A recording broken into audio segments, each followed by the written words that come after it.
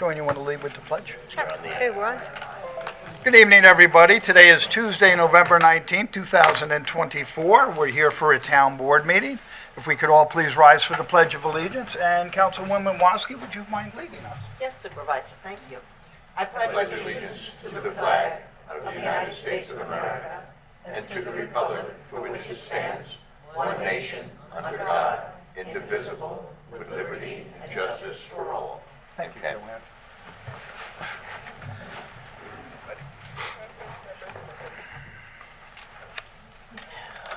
Okay, Councilman Rothwell, do we have somebody here for invocation today?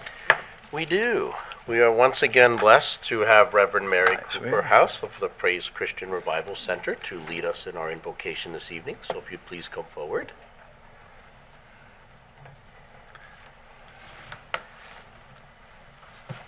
Okay.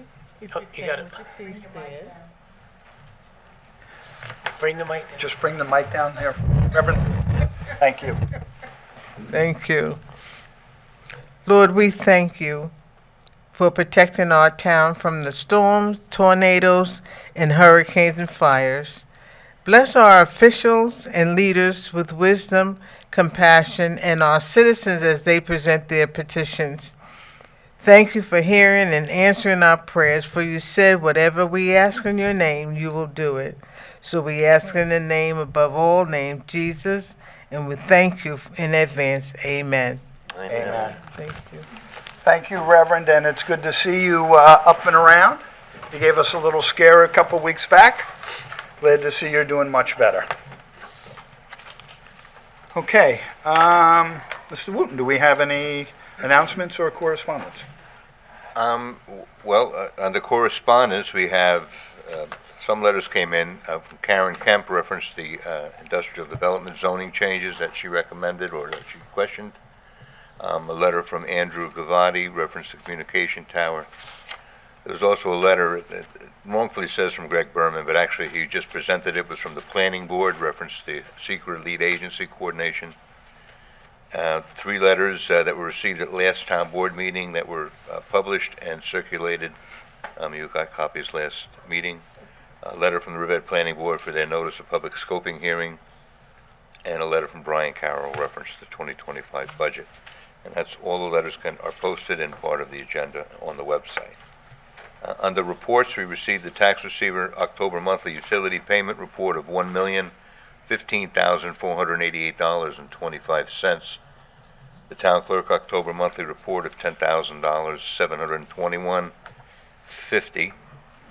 And the Riverhead Industrial Development Agency presented their 2025 budget. Okay. Council people, do you have any announcements you would like to make? Joanne? No. Bob? No. Not just yet. Okay. Thanks. Ken? I do. So I just wanted to let the general public know, specifically residents within Wading River. As we know, during our prior work session, we did have a discussion, and then we led into a public hearing regarding a cell tower at the Wading River Fire Department. I know there is great concerns on both sides, meaning that we definitely need better communications for our volunteer firefighters and paramedics and our police, as well as just the general public having the ability to have that cell phone and the immediate ability to dial 911 in case of an emergency, and it gives access to the local churches. But I just want the general public to know that we take very serious the concerns also about any potential transmission, emissions, anything that may come from that cell tower that in any way should jeopardize the health of any resident in Wading River, as well as our volunteer firefighters and so forth that may be stationed in that. So through that and through many letters in which we've received, we have reached out to the fire department, we reached out to the manufacturers of cell phone, and we have asked additional information. They were very forthcoming. I do have a lot of information that was given certainly to all the members of the board today and the supervisor, and so we're kind of like going to read through all of that. It does answer a lot of the concerning questions, but there is not a resolution or anything on this evening regarding that cell tower, because we want to thoroughly take a good close look at all the data that is presented to us so that we make a safe decision to protect every resident in Wading River. And so I just want everybody to know how serious we do take that. If there were concerns and there was health risks at land, that tower would not be built. We wouldn't permit it. I certainly wouldn't support it. But as long as I have documentation that says that it is safe and it is going to benefit, our firefighters, police officers, medical personnel, paramedics, then it's something that's a necessity for them to go, especially into a burning building, and have safe communications. So I just wanted to point that out, that we are kind of carefully reviewing it and taking it very seriously, all the concerns for Wading River. And we do have additional documentation for all of us to kind of look at and take our time to look it over, and then we'll follow up, in the future. Okay? Absolutely, and I agree with everything you said. We got that information earlier today. I had the chance to actually read through it, and I was very impressed with the job that was done with it. The questions were answered that the public asked, and I think at some point in time, this document will probably become public information, and you too can have a look at it. And I think a lot of the concerns and questions were answered through this document. So I implore my board members to read it when you get a chance. It's very informational. I appreciate it. And exactly, I think it'd be great and beneficial if the town clerk could put that documentation that we received today up online somehow on the website, making it accessible for all residents to take a careful look at it. The cover letter is under correspondence, but I certainly will post it tomorrow. Thank you very much. Perfect. Anybody else? I just want to wish everybody a happy Thanksgiving, because we're not going to have a town board meeting before Thanksgiving. So we want Correct. to wish everyone that. But there's a lot of public hearings. We might be here right through Thanksgiving. Yes, Might that's have to be here too. It's a long night. Who's cooking? I just have one quick one. Happy birthday to Denise Merrifield. She had her birthday over the weekend. So a little quick rendition for you, and we can sing you happy birthday.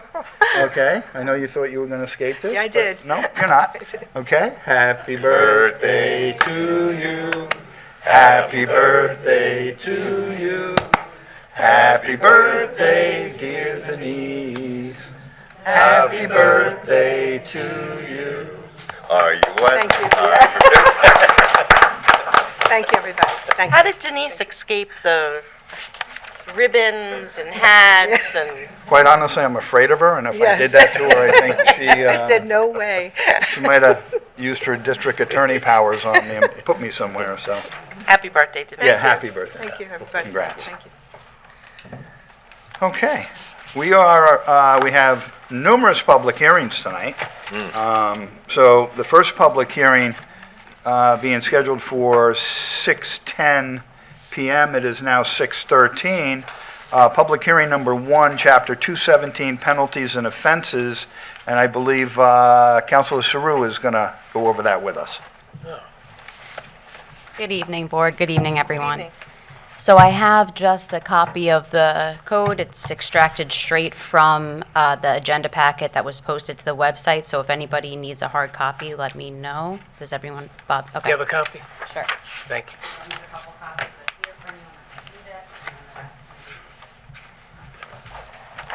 Does anyone else? I'll take it. Thank you. I wouldn't say no. I have it.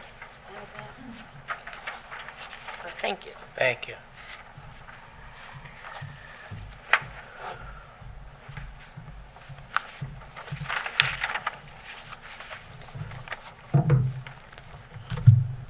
Okay, so the first public hearing revolves around Chapter 217, specifically 217-20, which is the penalty section.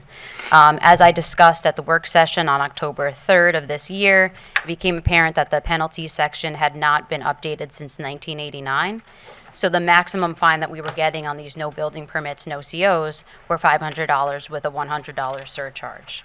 I added the cumulative rate of inflation. So that would, something that was worth $500 in 1989 is roughly $1,300 now. So that's how we came up with a minimum fine of $1,000 and a maximum fine of $3,000, just to cover us for the years to come.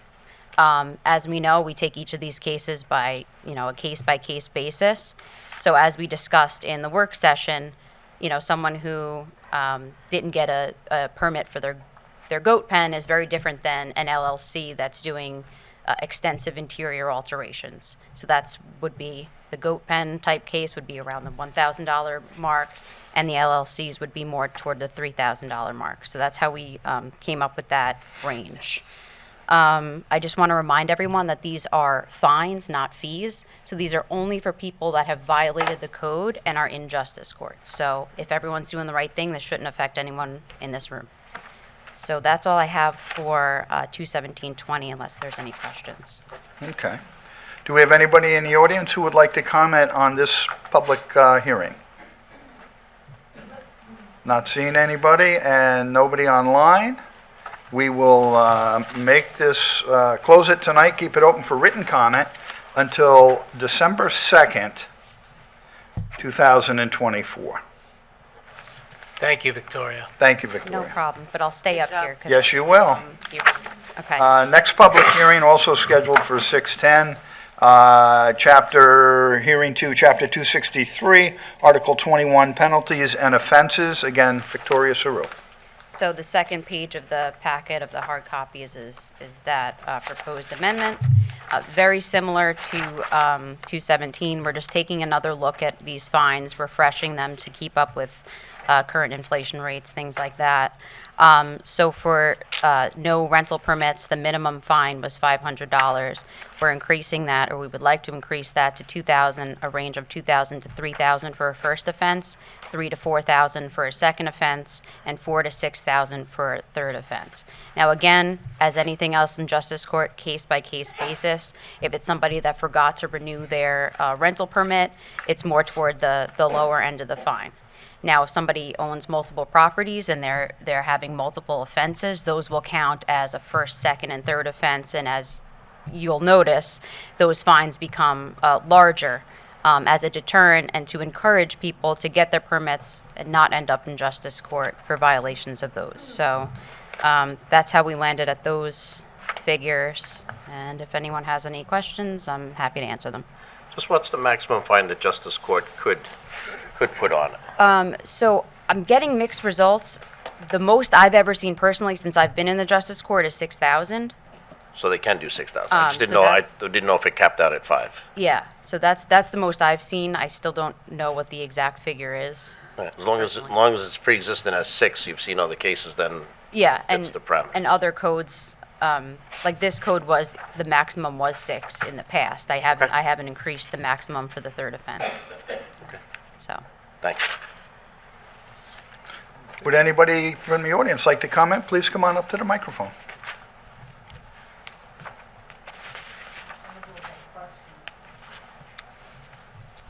Astrid Lehman, Bating Hollow. I guess the question would be, does that rental permits include violation of short-term renters, like people who rent their house out for a weekend? Do those rental permits cover those things? Well, The rental permit doesn't, because it's not permitted. Okay. So this, is there a this, separate this fine? this section will cover all of Chapter 263. correct. So for example, if someone had an Airbnb, they would be in violation of 263 for, I can't think of the subsection off the top of my head, I think it's 4D. So if someone had an Airbnb, they would be charged with both no rental permit and transient rental. Transient rental would have the same fine schedule, so they would actually have to be pleading to both. Or going to trial and being found guilty of both. So Right. that's also another way that the fines can add up. And I would just add, sorry. No, go ahead. Oh, okay. With the transient rentals, those are some of the violations that we see most commonly, and they're typically repeat offenders. Now, when your maximum fine is what it was $1,500. These Airbnbs often charge thousands and thousands of dollars for a week. So, you know, for someone who's violating the code and doing those Airbnbs, it's like the $1,500 is the cost of doing business. Correct. So this is a mechanism that we're building in so that those repeat offenders can feel it a little more if they're going to continue to violate the code. Right. Did I understand you correctly that you said that at the third offense that it's $6,000 It would and be- that did not get increased? Correct. It's staying at 6 Why? because that's the most that I've seen. It was $2,500. Oh, I'm sorry. Yeah. Was Then the- yes. Okay. For a third. So that's for a third as high offense. as we can go, because by the time Yes. that you get to somebody that's a third-time violator, you've got, you know, somebody that's obviously intentionally not Yeah. doing the right and thing. at that point, there are other courts that we could Right. bring actions in to supplement, you know, to, Right. to add the pressure on. I was going to ask Yeah. that. You go to Supreme Court Correct. on Okay. those violators. Perfect. But Victoria, let's say in the month of May, right, the person violates it for 3 weekends, but then they do it again in June, that's a separate, that It's starts. a separate docket Right, capped okay. at, yes. So now they could be up to $12,000. Correct. Okay. As long as it's on a separate docket, yeah. Great job. Okay. Thanks. Anybody else from the public like to comment on this public hearing? Seeing nobody online also, we will close this public hearing and keep it open for written comment until December 2nd, 2024. Okay. Okay. Thank you, everyone. You're free. Thank you. And we are moving on to public hearing number 3, which is Town Officers and Employments Article, and Employees, Article 6. And I will turn that over to Council Howard. Thank you, Supervisor.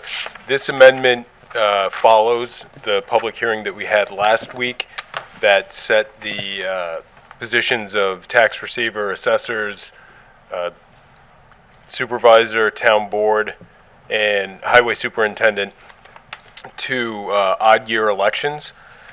This we handled separately because right now our town justices are staggered. So one is elected in an odd year, another is elected in an even year. And when we were reviewing and coming up with the code that we discussed last week, we realized that we shouldn't have town justices both vacating a position at the same time and having 2 new justices. So we should always have one justice who is elected. And so we're creating this or proposing this additional section to the new code that we proposed last week that just keeps it consistent with the way that justice court judges have been elected since going back to, I think, the 80s that they've been off that rotation. So that's it. Okay. Do we have anybody from the public that would like to comment on this public hearing? Nobody online also? Okay, we will close this public hearing, keep it open for until December 2nd, 2024. All right, next up, we have a whole gaggle of public hearings, which have kind of been, or will be somewhat condensed by Matt Charters. Yes. So I will turn it over to him because he has a plan as to how he's going to address all this. Yeah, so we have, it's on the agenda, it's public hearings 4 through 20. So these are all public hearings related to the industrial code amendments that were recommended in the 2024 comp plan update. So everyone's looking at the agenda, they start with the actual textual changes. Those are the first, I want to say like 10 or so, and then the last ones are the zoning changes. So those are changes to the zoning map. So what I'm going to do first is at 10,000 feet, give a nice summary of the textual changes that we're doing. And then after that, I'll go through the map so everybody can see what the current zoning is, the new zoning is proposed as, and then we'll open it up for public comment. Sound good? Sounds great. Great. So if everyone's familiar, we updated our comprehensive plan and adopted it in September of this year. We first brought you these code amendments on the 1st of October to a work session, which I like to think was pretty quick with all the recommendations. It came back to you on the 31st in their final form, was noticed, recommended to publish and post. We're here today for the public hearings. These were also all referred to the Planning Commission on the 8th of November. We're still waiting to hear back from them.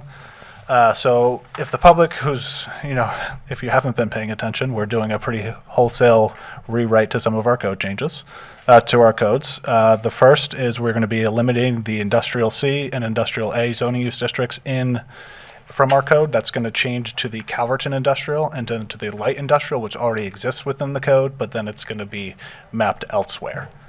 So Calverton Industrial, so the intent of this is to maintain the industrial zone lands outside of Enterprise Park while concurrently minimizing the potential impacts of the surrounding areas by eliminating or significantly restricting those uses permitted in the former Industrial A and zoning use districts. So it's taking out a lot of those heavy industrial uses that we used to have. If the board remembers, Industrial A used to allow any industrial use except for like a list of the supervisor likes to say sauerkraut manufacturing was one thing that you couldn't do there. But now we're making things a little bit simpler, so we're going to be migrating our uses out of the code into a use table that's based on what's called the SIC code. That's the Standard Industrial Classification Manual from the federal government. So that puts things into use family, puts things into manufacturing, industrial. It gives us something to utilize if we have to make an interpretation or figure out what kind of business, where would this fit. It gives us something to rely on, essentially.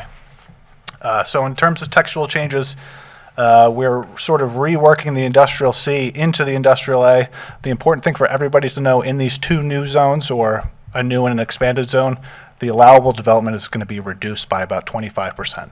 So the large scale development that we were seeing before and during the complex plan process with big warehouses, that's going to be a lot smaller as of right. It's going to line up more perfectly with groundwater management areas, and we're also going to have TDR ability to bonus people's floor area, but you're still going to be below the maximum build out before any of this was allowed. In terms of design standards in the new CI district, we're looking for campus-style development where it's applicable, where there's no one building that's over 50,000 square feet. There's going to be a transition yard requirement that has to be naturally vegetated, 100-foot setback, and then a native vegetation requirement in terms of the light industrial zoning use district. If the public and the board's not aware, this already exists in the Stony Brook Incubator, which is next to EPCAL. It's got very good design standards. It makes a lot of sense. So what we thought was to remap this area into other areas of the town that are not so heavily industrialized and make it a light industrial zone. Similar things here. We're going to have transition yards, buffering requirements, natural requirements. They're a little bit less because these are where less intense uses are allowed. But it is, like I said, about 25% less development than would be allowed before the changes. Moving on through these, we'll now have an industrial district schedule of dimensional regulations in the code, which will make things easier to read. The next is that use table. It seems like it's quite a lot. There's a lot of uses out there. I think it's important to see what's permitted, what's not permitted. The important thing is anything that's not on that list is expressly permitted, so it would be harder for someone to interpret that they could do a use that might be more noxious if it's not on this list because you simply couldn't. Moving on, so I want to get to public comment. We're updating and changing some definitions. So we used to have a floor area definition for commercial properties that was quite expansive. Now it's going to be simply what's within your four walls. There's not going to be elevator shafts coming out, stuff like that. We are defining last mile fulfillment center, logistics centers, truck terminals, vertical farming, warehouses, and wholesale businesses. I will note that truck terminals and last mile distribution facilities are things that are going to be prohibited in our industrial zones, which we know the public was quite adamant in that view. We're making some changes to the commercial district schedule regulations. There were some notes on there for the CRC zone where it really made it difficult to develop townhouses, so those notes are recommended to come out. We're also removing the industrial zones from that chart, moving them onto their old chart, their own chart, which I just discussed before. In terms of TDRs, we're adding two new sending districts. So that's the RA80 zoning use district, RB80 zoning use district, and then the Calverton industrial. So we already have what's called the industrial receiving area. So that will line up exactly where the Calverton industrial zoning use district will be. And then in terms of the ratios for the TDR, we're upping the value. So in all our commercial zones, it used to be 1,500 square feet of floor area per TDR. That's now going to 3,000. And then in our industrial zone, it'll be to 5,000. So you redeem a TDR, you get 5,000 square feet up to an FAR of 0.3. Other things that are happening is industrial B and industrial A are being removed from the code. There'll be reserved sections. We're removing reference to the industrial A from the PIP code, because if everyone's not familiar, PIP in terms of uses used to kick you back to industrial A to see what you're allowed to do. It'll now direct you to the use table. And that is pretty much it in terms of textual. I don't want to get too into depth because I'm sure people have questions which we can get to. If Chip or Justin can go to the zoning maps, it's packet page 84, so I can take you through what the proposed zoning changes are.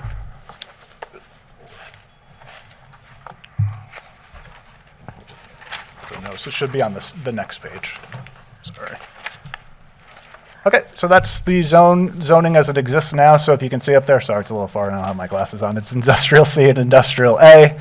And then you go to the next page. That's the outlined in yellow. That will be the new Calverton Industrial Zoning Use District. And then I apologize in advance for this, but if we can now go to packet page 102.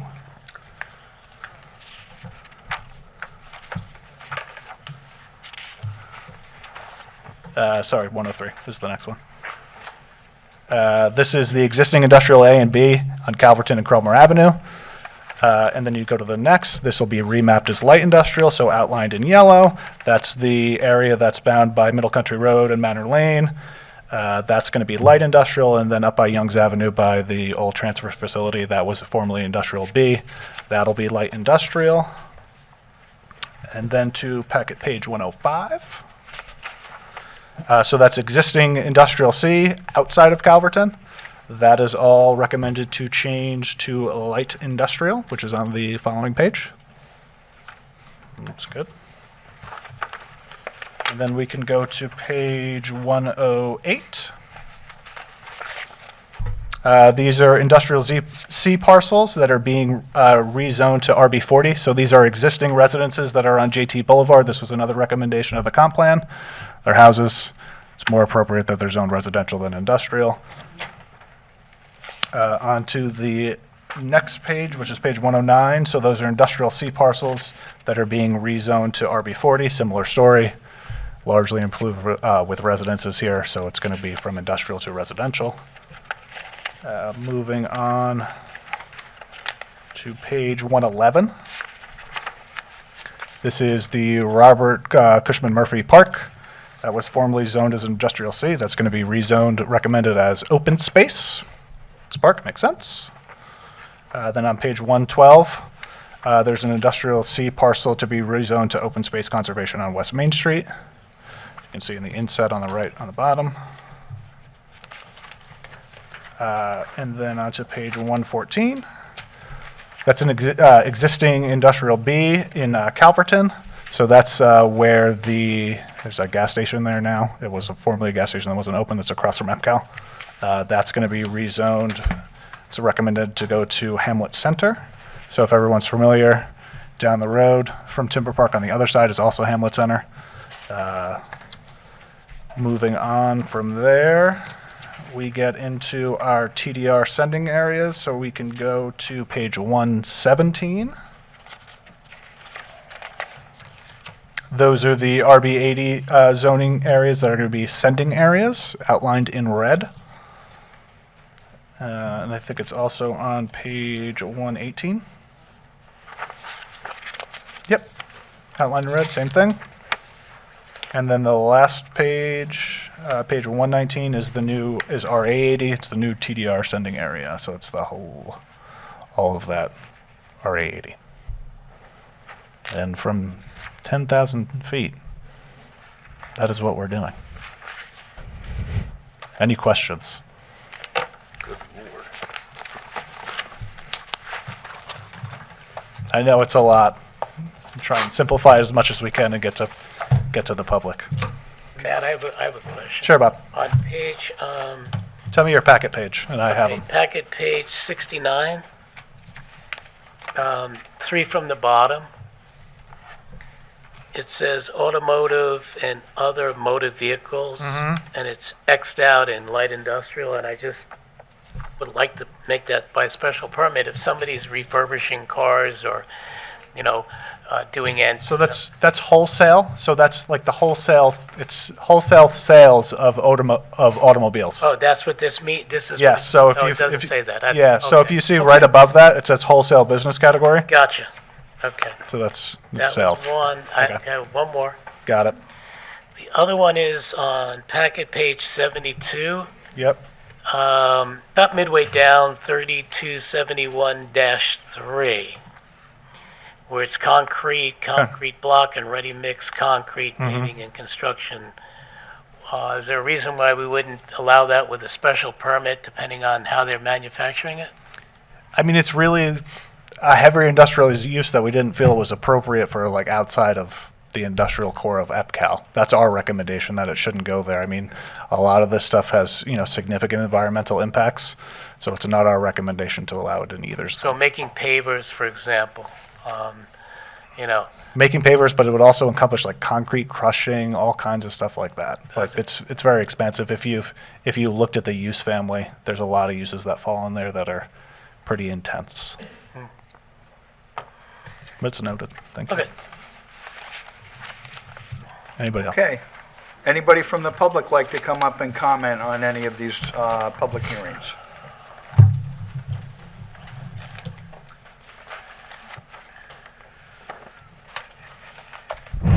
Hi, Linda Nemeth, Calverton. I live off of Middle Road, and at the end of Middle is that proposed, I guess, Industrial A now. Right. At the end of Manor and Middle, there's a section that's Industrial A at this point. The real question I have is Manor, a little further along, has a cement crushing place. They've been clearing woods, still continue to clear woods. Just beyond that, they've sand mined and they've put a berm up so you don't think there's any hole in the ground there. There are about 5 households. What consideration has been given to them? I feel terribly. I mean, I walk a lot or I ride a bike there, and I'm watching these people being encroached upon constantly. How are they going to retrieve any value from their homes? I know they've always lived near the concrete factory. That's a given. But when you remove maybe almost 40 acres of wooded area right next to them, and then you're pushing the concrete right up in back of them, I wonder what considerations have been given to those people. And as well, what will happen if Industrial A in that somewhat 40-acre plot, when trucks start leaving the place and going in and out, will they be rerouted and make sure they go to Manor? Because Middle Road is an absolute mess. Thank you. Thank you, ma'am. We have 2 people online. We'll take one.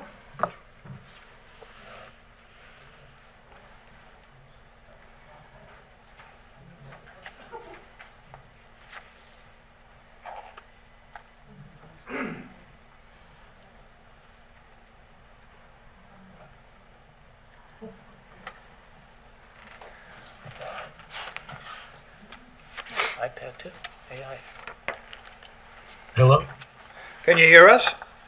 Yes, we can. Thank you. Okay, state your name and location, please.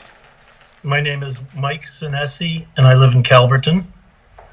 And the question I have has to do with the text, and it relates in 2 parts. The first part is there language that requires limitations on noise and hours of operation in the light industrial?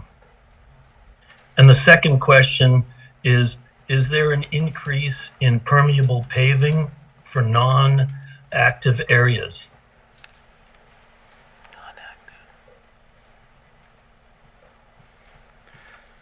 Matt, do you want to, or you or Greg want to come up and? The total impervious, it is on the dimensional regulation chart. I think that stays the same, but your total building size doesn't change. We do have guidance in our code about pervious versus impervious pavement as it is. And what was your first question? I'm sorry. I think it has to For do the with first question, light and noise. thanks. It's noise and. Noise. So no specific hours of operation. No, there's not. It might be good considering the adjacency to residential neighborhoods. Yep. Thank you. Thank you. Thank you. We have one. Let me take one more online, Richard. Then I'll let you come up. One more online.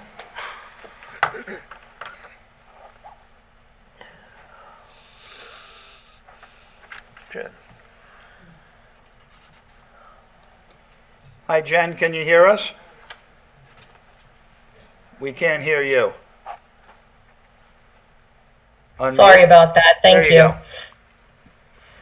Good evening, Supervisor and members of the Town Board. My name is Jen Hartnagel, and I'm speaking on behalf of the group for the East End. I would like to begin by thanking the Town Board and the Planning Department for fulfilling its promise to address some of the issues with the industrial warehouse development within Calverton by proposing code amendments that would prevent the development of logistics centers and fulfillment warehouse centers. So thank you for that. In reviewing the proposed code, we would like to make two specific suggestions tonight, and then I have a lengthy comment letter that we'll be submitting. The first, it's great to see the increased buffering and landscaping requirements that are built in, but we would like to suggest that any revegetation that's required to take place or any area that will be landscaped should utilize native plant species.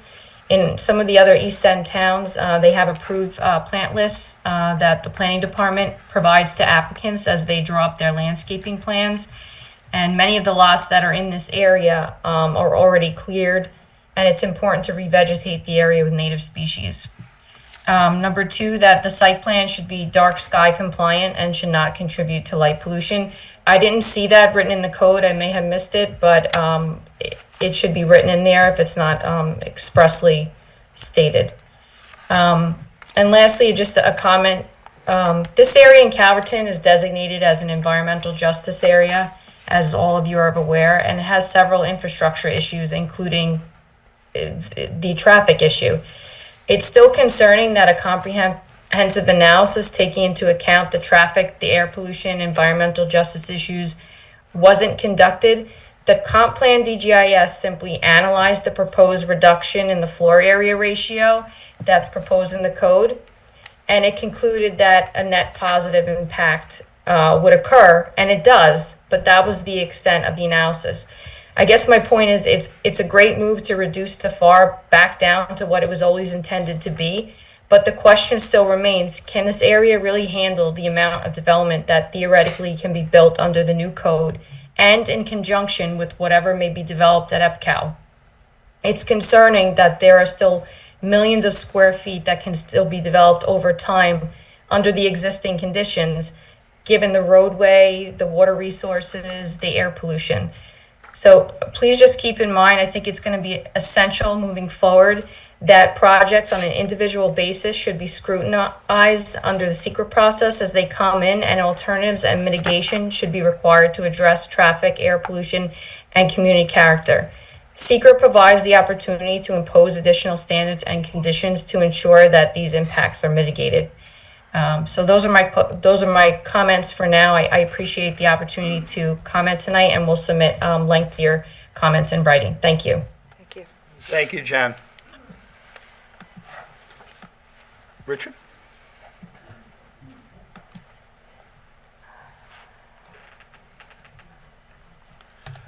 Good evening. I'm Richard Wines. I live in Jamesport, and I'm, as you know, a longtime member of both the Farmland Committee and the Transfer of Development Rights Committee. And I just want to say thank you. All of us who have been working to preserve farmland in Riverhead, and I know it came up as the very top issue when you went out to the public, what's the top goal for the town? And that's the issue that came to the very top.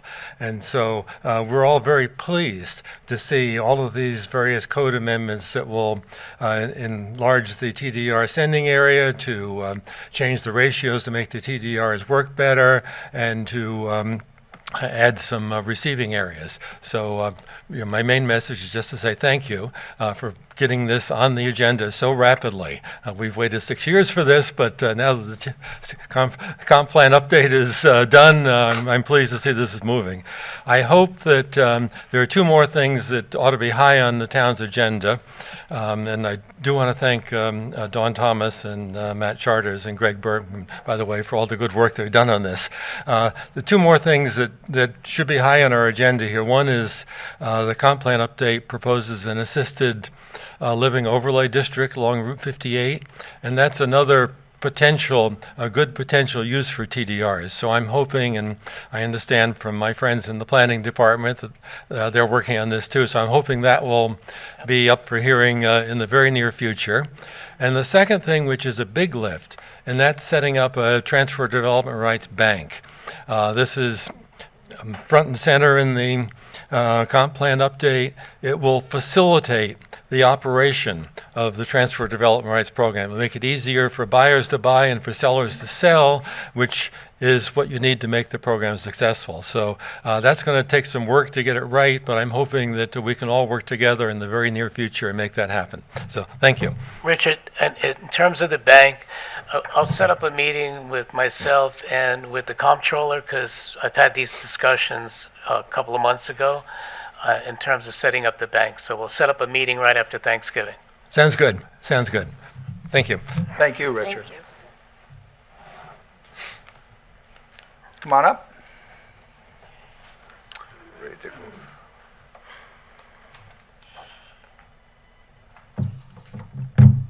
move. Marilyn Banks Winter, Riverhead. I just want to piggyback off of Richard, and I want to thank the board, as well as Matt and Don and the planning board for revising this plan. I'm happy to hear about the residential rezoning, because one thing that we do need in Riverhead is housing for our low income, however way you want to say, but you know, people can't afford Riverhead. I also wanted to just make a statement that I did send a letter in on October 5th in regards to revisiting the community housing fund, as well as the ADU program. That was a $125,000 grant, but the deadline was October 25th, and I don't know if that was sent over to Don as requested. You know, we are going to talk about tiny homes, maybe some property. We do have a meeting that's going to be scheduled with Bob, and he can fill you in more about investors who want to invest in into a whole communities here in Riverhead, as well as the reservations that we're going to you know, talk to as well, because people need housing. So that's all I want to say, is that I'm happy that this is moving forward. I'm happy for the rezoning for housing, and keep up the great work. Thank you, Marilyn. Right?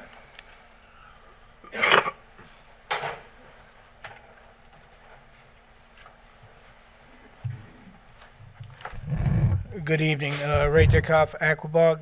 I do have some maps I'd like to hand out, if possible. Can I bring them up to you? Give them to Jim Wooten, to the town clerk. Right? All right.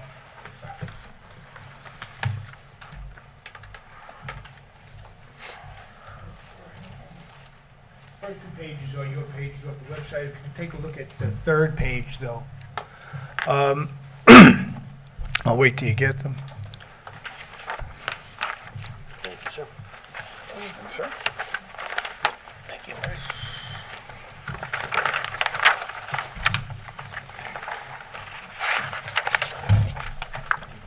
Okay, if you look at, first of all, I would like to start with thanking the planning department. The rezoning that they did down on Cromer Avenue, the uses are great. Dropping that line down below the railroad tracks and picking up those properties along 25 and making them industrial was a very good move, and thank you for that. Now, the property along West Main Street, it's industrial property down to Rayner Avenue, and then it switches to Peconic River properties. Now, if you look at that map that I gave you, Which one should we be looking at the right third now? one, the one that I printed, not Okay, off the thanks. website, you'll see that those properties going west of Rayner Avenue is the business of a musical store. Then it's the Maple Tree Deli and Restaurant. then it's Rapid Recovery. Then there's Cottage Lane and Winters Lane, which is there's 4 houses on one piece of property and then 6 houses on the other piece of property. Then it's the old Blackman Plumbing and Advanced Imaging. And then there's the vacant piece of property there that's owned by Riverhead Food Shop. The last piece then is Suffolk County, which is light industrial again. As you did with the residential properties, when they didn't conform commercial property in a residential neighborhood and it was changed over, I feel that this should be a continuation of light industrial from Rayner Avenue down, all the way down. Why they skipped over these properties that are currently commercial properties, I think they'd be much better for redevelopment reasons if they fell into that light industrial zone. I agree with you 100% because when I drive down there, there's so much industrial, number one. Number two, I don't believe you should keep industrial in just one section of town, which forces everybody who wants industrial to go that section of town. I believe things should be spread out around the town. And this does that, and there's so much commercial and industrial on West Main Street already. And it's my understanding that Blackman's has been industrial for 80 years, and now they're changing it. Well, it's Peconic River. Again, we could do a lot of development there, but not compared to the list of permitted uses. No doubt. This is small pieces. Yes, I get it. So much greater. And again, it would help clean up that entire area, all down West Main Street, because people they can't do a lot of things. You know, if you have a residential house there and you have businesses on both sides, it doesn't really make sense. And there's only that group of what I would consider multifamily dwellings on those cottage and winter. Excuse me. So I have to ask you, so you're saying that the piece on Cromer just past the railroad tracks was not industrial, and then all of a sudden it became industrial? On your map, it shows it as the new, with a yellow line now drops down and picks up Napa Auto Parts and the small piece across Cromer. It's kind of like spot zoning. I mean, to pick the spot, out of all the, all this land, it just made that spot industrial. Well, it picked up that big industrial piece that's there, which is Napa Auto and the, some kind of tractor supply. Oh, I meant, I was looking at and it picks up the junkyard, and I was going further north. Where's Cromer Avenue? And so that's. No, it's on this map. I'm sorry. It's on. So I would like you to consider possibly adjusting that map and coming down West Main Street and connecting these industrial lots. Shh.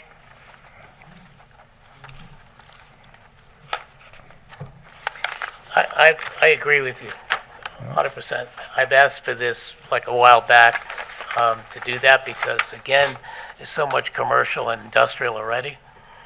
And they're pretty big lots, and it's not like you can build gigantic factories there either, because they're not big enough to do that as well. The size and the restrictions are still in place, so it just gives you more. You have more options on what can build, and this again it's Seward property, so it's perfect for commercial. Well, it's Seward up to Blackman's right now, right? Well, it's Seward down, it doesn't exactly reach Blackman's, but I did petition the town, and I went through the Seward district, and I paid the fee to H2M November last year, and I know they're very busy, but they've been working on this map and plan for a year now, so hopefully I hear from them soon. And that piece of property will be in the Sewer district. And I can see that, I know that somebody wants to do a supermarket further north as well, so they would probably want to extend the sewer there as well. That would be the last piece. That's the one that's owned by Riverhead Food Mart, and it's and after that, it's the County of Suffolk owns the commercial piece. The way I see it, this is the gateway to downtown Riverhead. People that are coming through this area, that are coming from out of town, they're going to be coming down West Main Street. This area has the potential to one day in the future be beautiful, to have homes along the riverfront, restaurants along the riverfront. We've seen what people have been able to do on the river side of this area, this stretch. And I don't want to see a bunch of commercial come into this area. Once we build it out, we lose the integrity of what could be down West Main Street. So I am not in support of having that changed to commercial. Yeah, I'm only supporting the east side of the road, by the way, not the west side along the river, which has a lot of homes, and But there really could be no homes commercial. on the river side of West Main Street. I don't And they don't know. want to be right across the street from a big, commercial building. Well, We have to plan for the future of Riverhead, not for Anyway, we the next disagree, year, which not is for the fine. next 5 years, the next 10 years. What our kids, our grandchildren are going to have left of this town. I understand what you're saying, and if it was residential property, I might agree with you. I doubt I would, but I might. But it's not. It's riverfront corridor property, so it is commercial property. All I'm saying is there's more uses, better uses, more attractive uses in the light industrial than what's being allowed there now. That's the difference. It's not going to be a house. It's not going to be a house. It's not zoned for a house now, and it's not going to be. I'm just saying to change it from riverfront to light industrial. So, Hey, if you go back to the BOA study, I want to say maybe 2014, don't hold me to that year, but the BOA study recommended losing everything on the south side of Main Street in that area and let development happen on the north side, but residential development. And that way it would open it up. The beauty of the river would be opened up from the south side, and in doing that, they would get credits for more density on the north side. And that's what the BOA study recommended. And I've always kind of agreed with that. I thought that was always a nice way for it to go, because that would, you drive into many towns, whether it's upstate or New Hampshire, Vermont, or wherever, you come in, and if you're coming in alongside a river, it's really pretty, really beautiful. What we have right now is absolutely not.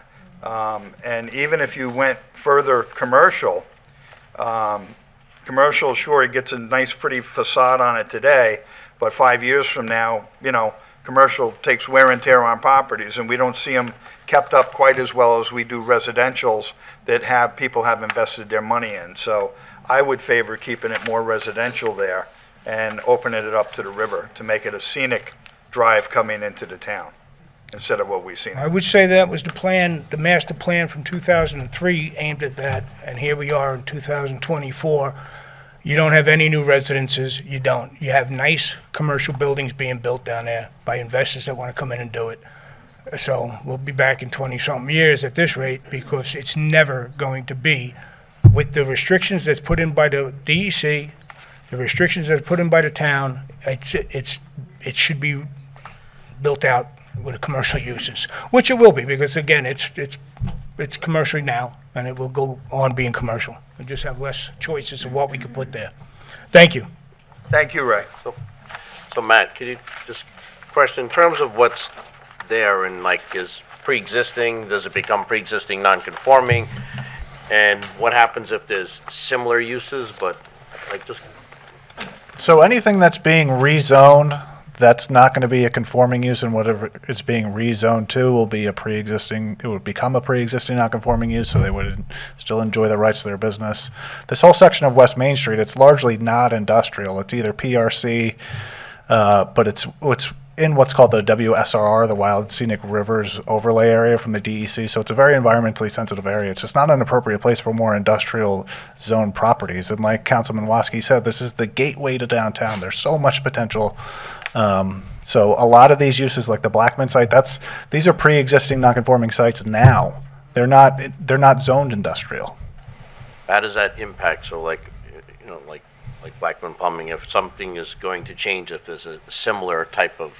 So they could go from one pre-existing non-conforming use to another. I believe that's a special exception from the zoning board. If there's already a pre-existing use, they would get a special exception to potentially expand it. That's an action before this board. So there are avenues to still survive and succeed with a business of that nature. But, it's really our goal to phase these pre-existing non-conforming uses out and get conforming uses in. PRC does allow commercial uses, just not industrial uses, because Yeah, it's not I appropriate. meant to say commercial. I didn't mean to say industrial, by the way. What about land transfers, like real Yeah. estate transfers from Yeah, one and owner to a new owner? Do they lose everything, or as long as it's still similar use? If it's the same use, they would maintain it. So if it's it's a legal question. Like, I don't really want to wax too poetic on that. But Blackman's a pre-existing non-conforming site now, so they would enjoy the right to maintain that. But if they wanted to change to another use, like I said, they'd have to get a special exception. A special exception, or to expand a special permit. So there's avenues to stay, but it's more of a process because it's a non-conforming use. So somebody can still proceed through a special permit. Correct, or a special exception, depending on what they're doing. Yeah. Okay. All right. Okay, thanks. Do we have anybody else who would like to comment on any of these? Okay, nobody online. Claudette, how are you? I'm good. Evening, everyone. Claudette Bianco, Bating Hollow. I just want to say we have the best planning board in any town, anywhere. They've done an enormous amount of work. I compliment them all. I do have a question, though. Is there a place on the town website where there, like this chart that lists what's allowed and what's not allowed, is there a place that lists all of the applicants that have proposed developing something in our town that we could go to and see what's being proposed? Not yet, but we're in the process of, number one, redoing the town website, and we should have it done within the first 6 months of next year. Okay. And in doing that, we've had conversations with planning about putting much more information up that's user-friendly, because right now it's really tough, quite I honestly, know, I have a finding hard time anything finding anything on that on it. website. On that, could we have, like, whatever the developer is proposing and where, and maybe what stage they're at? That's kind of what we talked about, yes. Having it so you can go right into it, the John Q. Public can look it up and see what's coming down the pike, where Right. exactly they are, yes. Right, what developers Yes. have brought proposals to town, where there are, if it's Right. being, considered. This way the or- public can engage right from the beginning, so people don't feel like we're forcing something down their throat. It will be, the public will have transparency to see what it is that's coming in, when it's coming in, and what the proposals are. Right, I mean, right now, you have to wait until they build the building and stick a sign on it to know what's going Right. on if you don't come to the meetings Right. and you don't follow, and a lot of people don't go to the website, or they We talk to the realize neighbors. we can do a much better job with that, and we are Well, going not, to do that. well, better, but, I mean, an additional thing that's a resource for the town and its residents Mm-hmm. is a good thing. Thank you. You're welcome.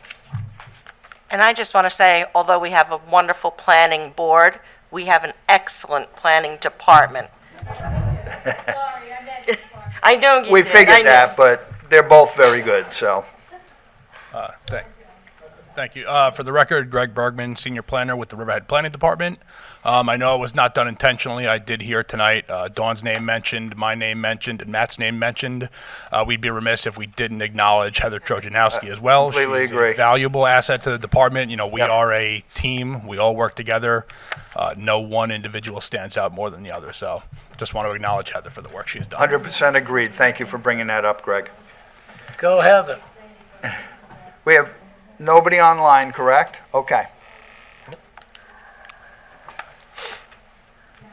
Good evening. Meredith Ritter. I live in Foxwood Village in Calverton. My letter went in late, so I just have a couple of little things that were bothering me. On the classes of districts, there's a list that gives you the new abbreviations for the new zones so we can interpret the maps as we see them.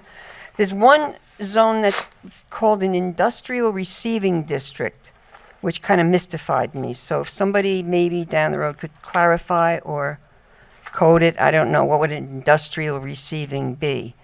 That's one thing. The other thing is about the Hamlet area in Calverton that's proposed. I went back to the comp plan and I read a part of their recommendations. I'm going to read it to you real quick. This is directly from the comprehensive plan. Hamlet studies. It is recommended that the town work with residents in several hamlet areas such as Aquabog, Jamesport, Calverton, and Polishtown to develop hamlet studies with design guidelines or a pattern book for new development. Once developed, pattern books and/or design guidelines should be adopted into the town code. These guidelines will serve as a valuable tool to guide and regulate development, ensuring that it aligns with the community's scale and aesthetic.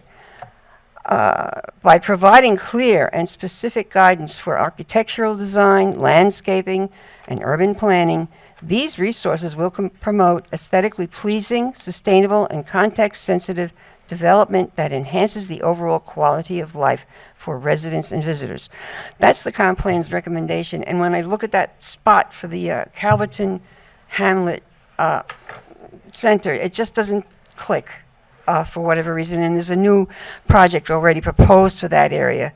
Down that end of Middle Country Road, we're also going to have HK Ventures coming in, and a couple of other big things happening way down that end, and it doesn't even feel like in the center of Calverton or even close to where folks kind of hang out. Just a thought somebody maybe should consider. And the other thing, I'm going to go with Jen Hartnagel on the plans and landscaping. I know TDRs are critical for protection of land, but it came up that the builders, plan for their landscaping, and that they'll do what they do, and we'll just hope that they do it properly according to code. But I was thinking that going with native planting and using special design to help preserve the green in even the areas that are being built on, the builders have to budget in landscaping anyhow. And native plants, believe it or not, eventually become less expensive because they need less attention, less water, and they thrive because they belong here. So not even just suggesting that type of work, but going more green and really pushing these developers to say, hey, it's time. And I'm told that there's funding for them to do this kind of thing, for solar, for planting, for keeping it green. I think it's either the government or private entities who are offering grants. So the builder could make money save money while he's planting on our properties. I think that Greg might be able to address that because that is something that the planning department does focus on very much. Okay, thank you so much. Mrs. Ritter, I just want to commend you for the letter that you wrote. It was very well written, and I appreciate reading letters like that when they come in, so thank you. Okay, I'll keep trying. Thank you. Thank you. Comprehensive.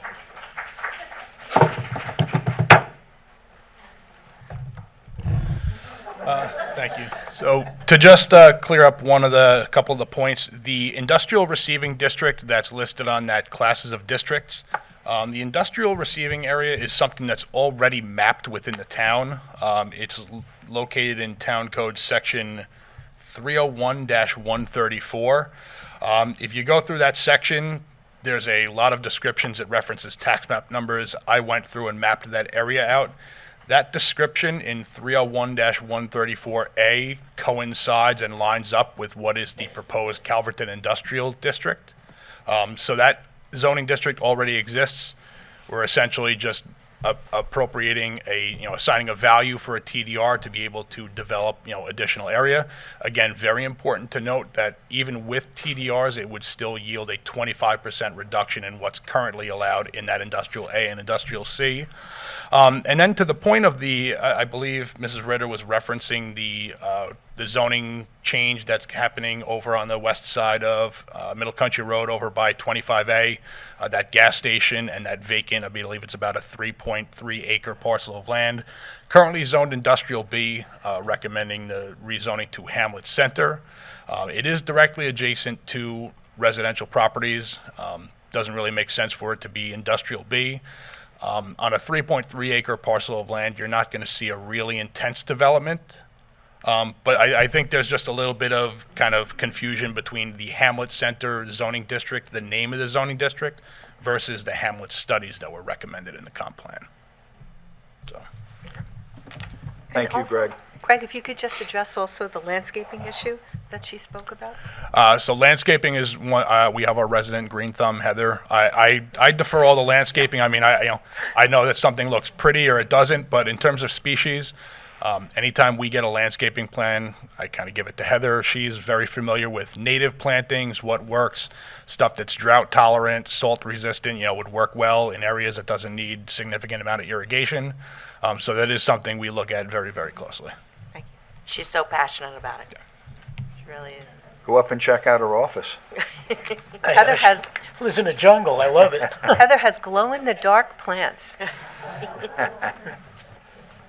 Does she have? Yeah. She has one. Good evening, Takwi Turchin, resident of Riverhead, Calverton Civic president. Boy, there's a lot of thank yous going on tonight, and I'm glad to hear that. I want to extend mine not only to the town board and to the members of the planning department for all the hard work that they've done, because clearly they've been collecting information from us, right, for months and months, from residents and from other departments, and a lot of work has gone into creating the new zoning. I have a special thank you to Greg Bergman.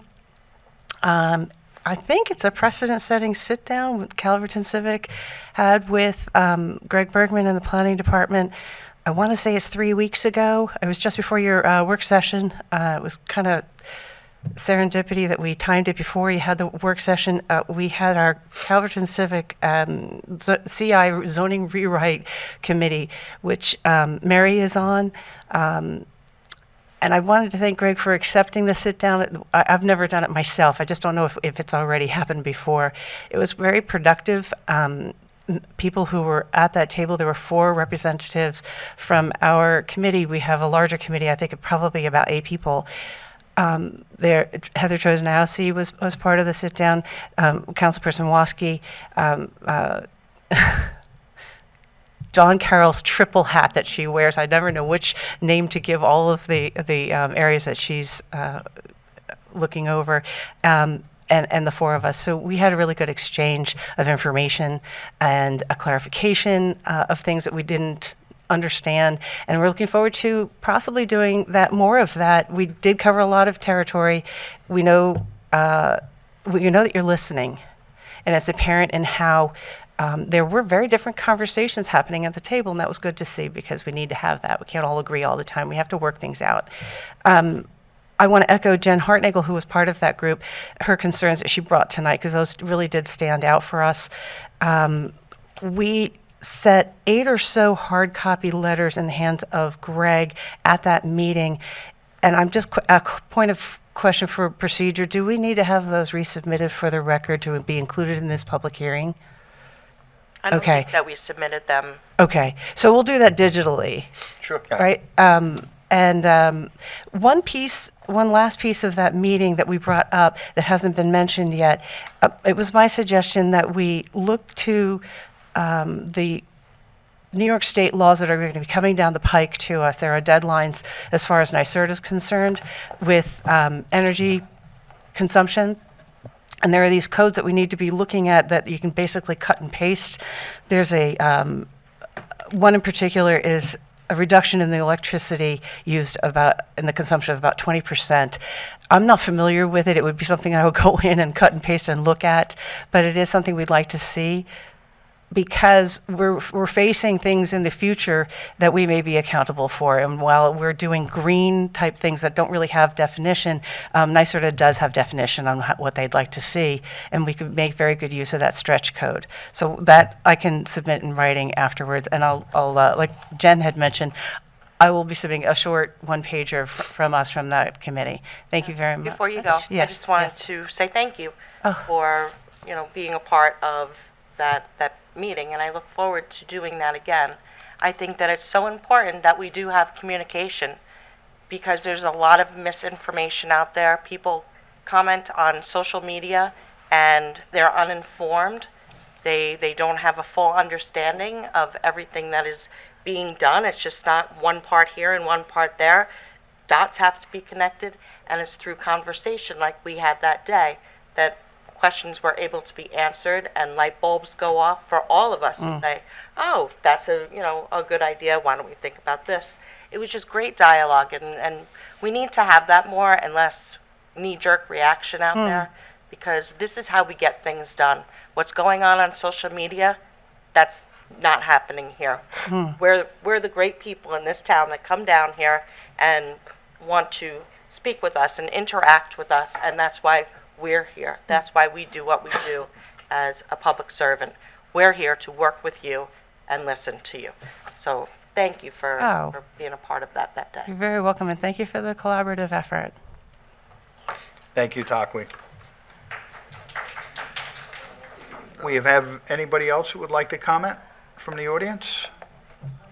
Chip, anybody online? Nobody online? Okay. Then I would like to close all these public hearings, keep them open for written comment again until December 2nd, 2024. And at this point in time, we're going to move on to comments on tonight's resolutions. Oh, hang on one second.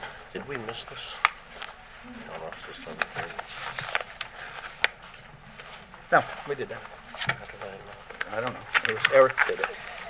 When he talked about the odd and even years with the... Worked out good. Yeah, I meant to say commercial, not industrial. I don't want to. What's going on? He just... A public hearing. He wasn't sure about the public just hearing closed about out, the so- odd and even year. I said we did do it. Yeah. Yeah. Did it last week. 2 weeks ago. Yeah, that's why I just didn't know it looked like it was part of this packet for today, that's why. It's coming off the table. No, that one's not coming off the table, right? Off the floor. That's not the one. I know the one's coming off the floor. No, this one is. Why it was Right. Yeah. inadvertently put in this packet. And I'm Oh, going, yeah, where's it? Okay. All right. Well, that'll She gave muck it up. So, yeah. I know, Yeah. but I I don't know if this is lost it. Right. Here. We got two on table. We did do that tonight. We did that tonight, yes. Okay. Comments on any resolution tonight in the packet? Any resolution on for tonight's town board meeting? Nobody online, nobody in the audience?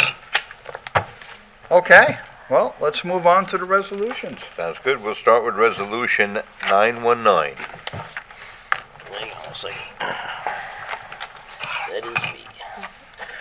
Authorizes the removal of fixed assets. So moved. Second. Vote, please. Woski, Yes. Merrifield, Yes. Kern, Yes. Rockwell, Yes. Hubbard. Yes. Resolution is adopted. Resolution 920. Sewer district budget transfer. So moved. Seconded. Vote, please. Woski, Yes. Merrifield, Yes. Kern, Yes. Rothwell, Yes. Hubbard. Yes. Resolution is adopted. Resolution 921. Ratifies the authorization for one police department employee to attend a training course. So moved. Seconded.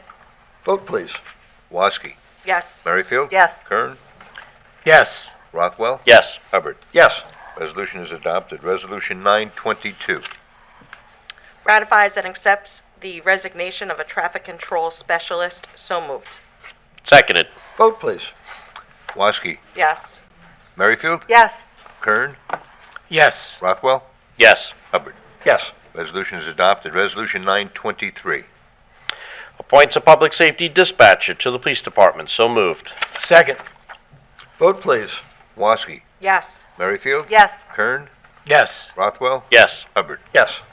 Resolution is adopted. Resolution 924. Accepts the resignation of a homemaker. So moved. Seconded. Vote, please.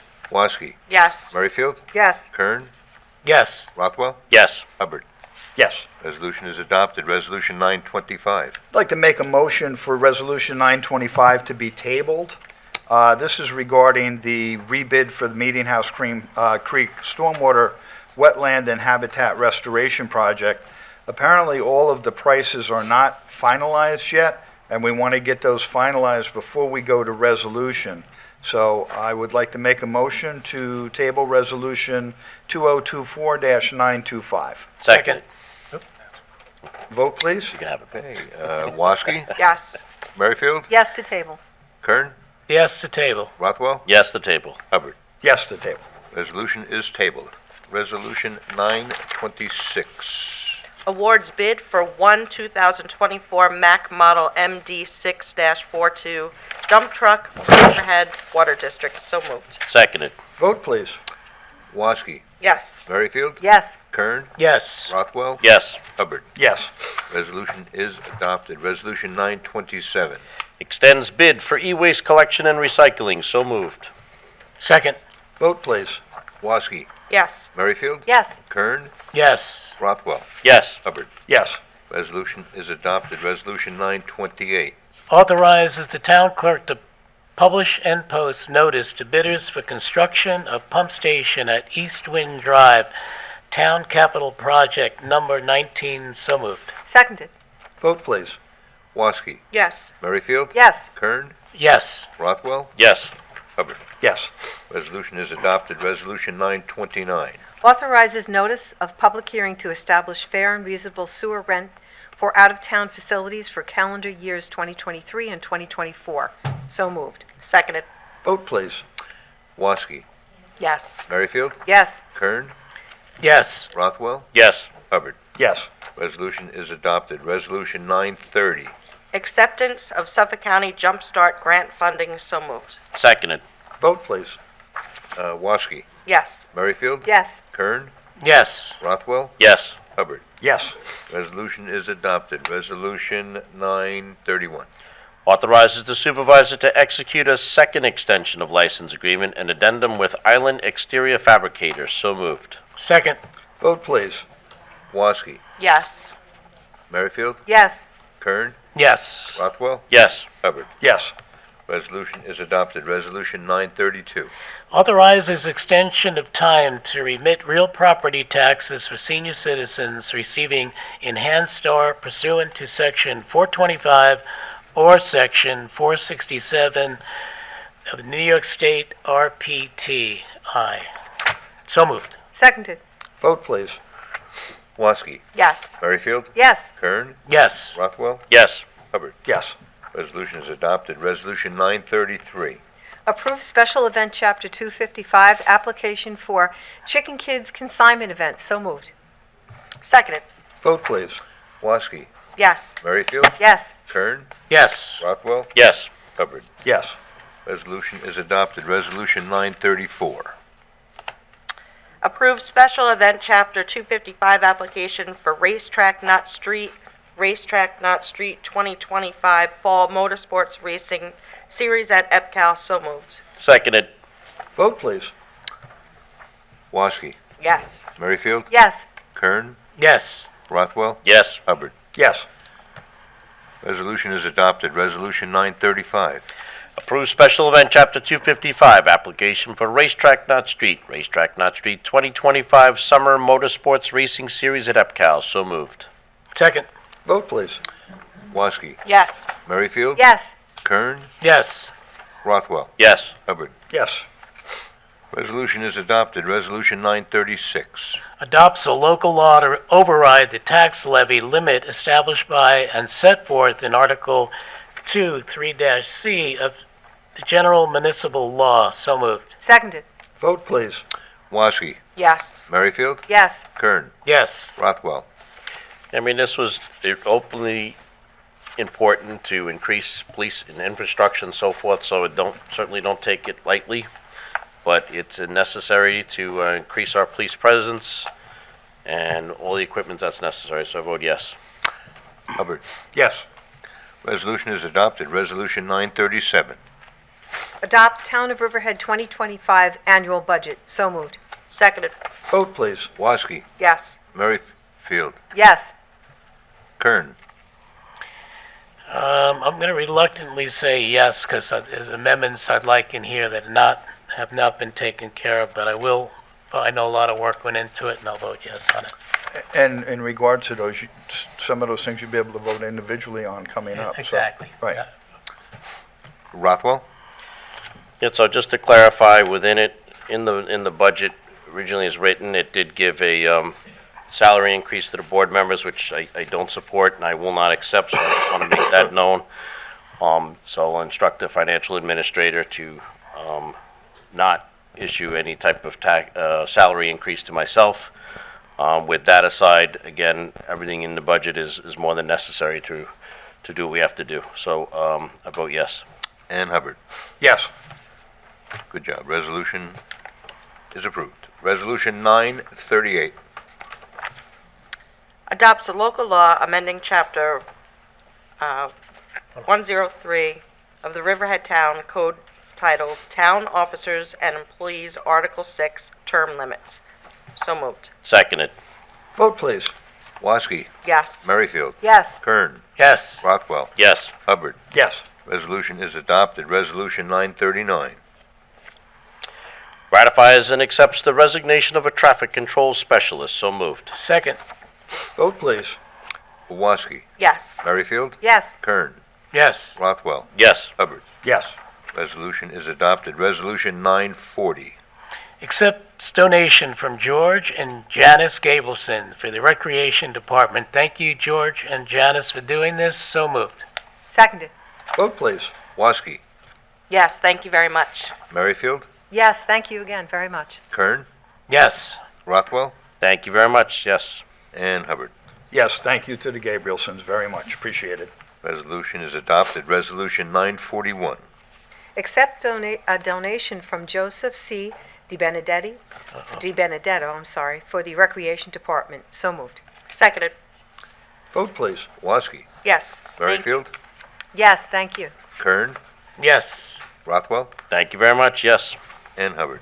Thank you, sir. We appreciate it. Yes. Resolution is adopted. Resolution 863. I know. Okay, we have to make a motion. This was tabled at a prior meeting, so we have to make a motion to untable it to vote it. Motion. Okay, motion? Yep. Seconded. Seconded? Okay. Kern Woski to untable. Woski, take a vote. Right. Take it first to untable it. Yes to untable. Merrifield. Yes to untable. Kern. Yes to untable. Rothwell. Yes to untable. Hubbard. Yes. All right, resolution is untabled. Now it's up for the vote. Accepts resignation and appoints member to the Town of Riverhead Industrial Development Agency. So moved. Second. Vote, please. Woski. Yes. Merrifield. Yes. Kern. Yes. Rothwell. Yes. Hubbard. Yes. Resolution is adopted. Then again, resolution 880. Okay, 880 was tabled also at a prior meeting, and I think we don't have to untable this one, do we, if we're going to reject it? Should untable it and vote. And vote. Untable it, same as we did with the last one? Yeah, Okay, this is just a housekeeping. You're just right, moving it off of the table. Well, you gonna and then rescind it? moving until off a the later date, agenda. Yeah. sure. Rather than keeping it tied up in the system. Okay, Can you do that or just go ahead rescind and the read it resolution? for, we have to untable it, It's just you can't rescind it because you've never adopted it. right. So All right, the supervisor made a motion to untable. Is there a second? Second. Vote, please. Woski.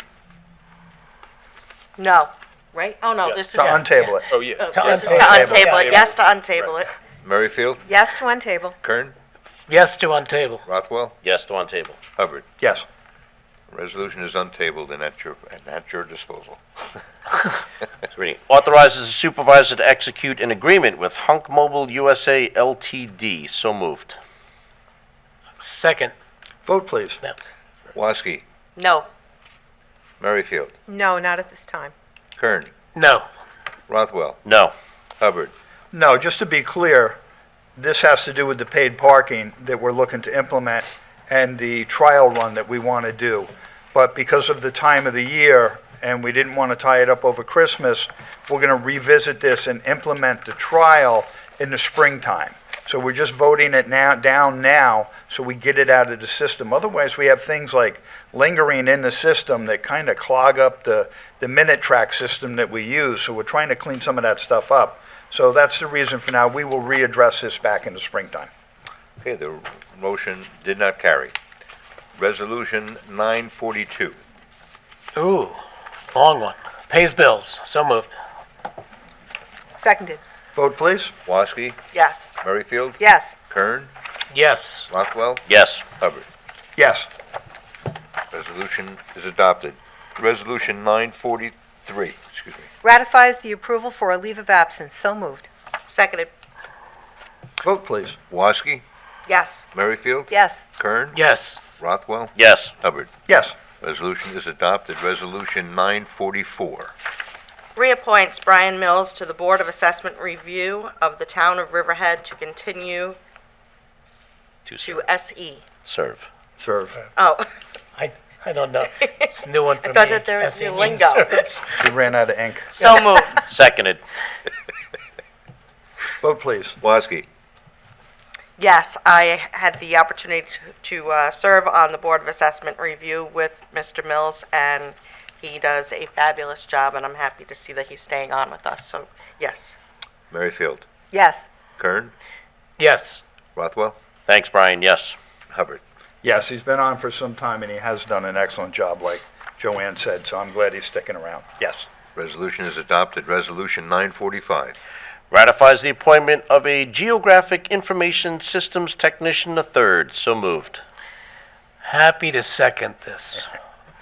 Vote, please. Woski, Yeah. Yes. Merrifield, Yes. Kern? Welcome aboard. Me? Absolutely yes.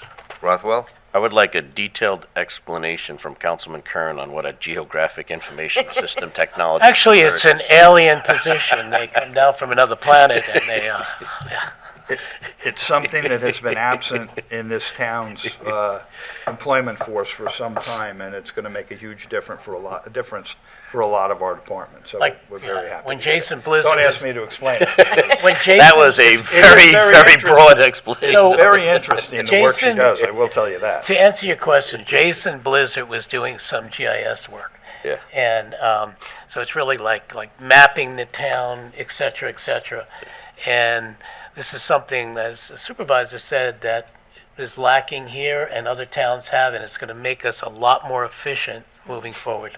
We could have Chip come out from behind the booth and explain it further. I'm good. Chip doesn't know We're anything good. We're about it. teasing. He's the IT I just guy. wanted to hear Councilman We're Kern. teasing. Okay. Okay. the vote is up to Chip, you Rothwell want to? Yes. Come on, Chip. and Hubbard. No, he doesn't want Yes, to come. I vote All right, yes. the resolution is adopted. I believe there's Resolution 946 is coming off the floor. Is that the number? Yes. Okay. Resolution 946, we're going to take off the floor. Authorizes the supervisor to execute an addendum to the license agreement with DMS Apex Holdings LLC. What this is about is, it was an authorization for the agreement, a license agreement, I believe, that we have with Skip's Driving School. If you remember, months back, they wanted to use a portion of the runway up at EPCAL to hold a driving school up there. And we agreed to it, we got everything together, and it just kind of went on. They were a little slow in getting paperwork to us, but they have everything up to date, all caught up, and I guess they're looking to get started this weekend, so that's why we're going to make a motion to take this off the floor. Seconded. Just by way of explanation, we had been working on this addendum. What it does is it extends the term of the agreement through the end of next year, but it also increases the monthly rent from $6,000 a month to $7,500 a month. And my office was notified this afternoon that they wanted to proceed with the agreement and schedule this class this weekend. So that's why it's a little bit out of the normal procedure. But because the town board previously authorized the agreement, I didn't think that it was a terrible procedural move to have this pulled off the floor tonight. I have additional copies of the resolution for anybody who's interested in seeing it. And then, because we're taking this off the floor, I think we should entertain or offer public comment on the resolution. Absolutely. Would anybody like to make a public comment regarding this resolution we're about to take off the floor? I think we got to vote to take it off the floor first, no? We do have to do We that. did. Sorry. All right, well, the supervisor moved and Rothwell seconded to take it off the floor. Right. So we'll do a roll call vote for that. Yes. Woski, Yes. Merrifield, Yes. Kern, Yes. Rothwell, Yes. Hubbard. Yes. Resolution is alive. Do we have anybody in the room that would like to comment on this, or anybody online who would like to comment on this resolution? Nobody online? Not seeing anybody in the room? Okay. I gotta make one comment, it's all right. So just for the record, when we were talking about the PRC code, I said I support industrial there. I totally misspoke. Commercial, which is there, and I continue to support commercial, not industrial, on West Main Street. All right, we got to vote on this first. Oh, Yes. oh, I asked you if I could make a comment. Yeah, well, you No, can. I had to move it, I had to move it, yeah, I yes. take it off the floor, I haven't to the had to topic. move it a second. Oh, jeez. All right, go ahead, hit it. Authorizes the supervisor to execute an addendum to the license agreement with DMS Apex Holdings LLC. So moved. Second. Vote, please. Woski, Yes. Merrifield, Yes. Kern, Yes. Rothwell, Yes. Hubbard. Yes. Resolution is adopted, and that was a real nice speech there, Bob. That concludes our resolution. Skip Barber really wants to hear about the commercial zoning. That concludes our resolutions. Now I'm going to open it up to comments from the public on any matter. Do you want to go up to the podium? No, thanks. Good evening, Talkie Turchin, Greater Calverton Civic Association President. I was reading number 29, the 945 ratifying the GIS system technician, and I was cautiously optimistic. Boy, it really does sound like we're going to have that digital system available to us on land use in Riverhead with our zoning code, so we don't have to continually rely on Suffolk County, which is my Bible almost on the daily, which does me no good in Riverhead as far as transfers of title or the lot coverage. Yeah, okay, so how large it is, but the zoning code doesn't do me any good. So, question, is there a time frame on when we think that might be up? Because I know Jason did do quite a lot of work in the engineering department on it. She started on Monday. So, Tuesday afternoon. yes. It's gonna take her a while. I mean, this is our first GIS person, so it is gonna take a little time. Yeah, but Jason did do the fundamentals though on building blocks so that she can take up. She's not starting at scratch, right? She's taking up where he left off, right? Yeah, but Jason really wasn't a GIS person. Right. He just dabbled in it. Right, He yeah. really wanted to be an engineer, so it would be, she's picking it up from ground level up. Okay. It'd be really interesting to hear whatever she has to say as far as projections, even if it's just so general, because I got to tell you, it's going to set my year. Really. Oh, me too. Not only 24, I mean, 25. So thank you very much for dedicating those funds to be able to have a person like this. My one question would be, is this going to be a service that is of no charge to residents on our website so that we can interact on properties that we're interested in? We will look around and see how other towns handle it. I know they charge, other towns, like I believe Southampton charges commercial people to use it, commercial accounts. I don't know what they do with their residents. We're going to look at that and figure out how we want to do that. I'd really put in just the plug for, if we found enough money to hire this person, let's make this as accessible as possible, because there's so many people who can benefit from it and raise us up a level we haven't seen yet. Thank you so much. Thank you so much. Thank you, Takwin. Yes, sir. Just want to, in keeping with the theme of tonight, thank the board for State your name. Mike Sanchez from Zophyr Mills Road, Wading River, Mhm. for taking the position that you did tonight with respect to the cell tower and looking at the information that you received.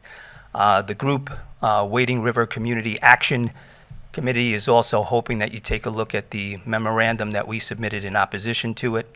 There's a lot of growing concern out there. I think now people learning about the size and scope of it. I'm sure you're going to hear more about that. But to echo what Councilwoman Waske said about policymaking and about generations to come, I think you wouldn't want a 213-foot cell tower on the riverfront. It wouldn't do anything for the aesthetic beauty there. It wouldn't do anything for the property value there. And it's not going to do anything for the historic district of Wading River or the properties that are going to be impacted by that. So my hope is that, beyond just taking a pause, that we really rethink what we're doing, because we are going to change the aesthetic look, the character, feel, everything about what we do in that special section of Wading River. Again, have had very little sleep since our last meeting, so doing a lot of reading. And one thing that came up in all of that was something that, in terms of policy making, is precautionary principle.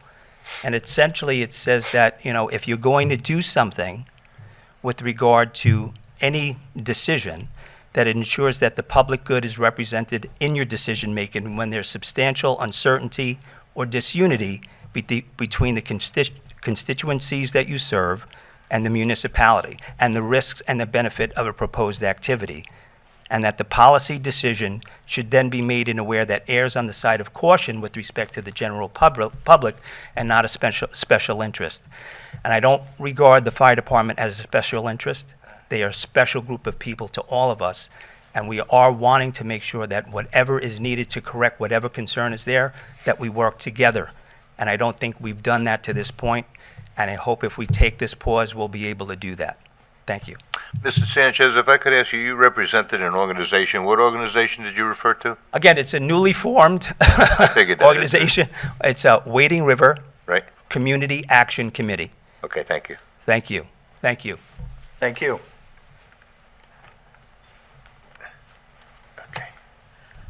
I know it's been a long evening. I don't know who to address this to, but Say your name again. Linda Nemeth, I'm sorry, from Calverton. Along Mill Road from 58 up to that crossroad of Middle Road, the grass and sand are encroaching so much so that the shoulders are literally disappearing. And I'm watching bike riders who have used that as a bike ride. I ride a bike crazily. I walk there. It's getting really, really bad. And Location there's again? you know where Foxwood is? Mill and Especially Middle. there. The four-way stop there. The police stopped somebody. They drive up on that Foxwood Green. Okay. But the grass has grown so far. Plus, there's an incredible drainage problem there. I've spoken about it before. There was a drainage area put off on the east side of the road, but on the west side of the road, almost at Middle, there's a huge area. There's a drain that was put in. I don't know what it's draining to because it doesn't drain. And then in the winter or icy weather, that water encroaches almost all the way to the other side of the street.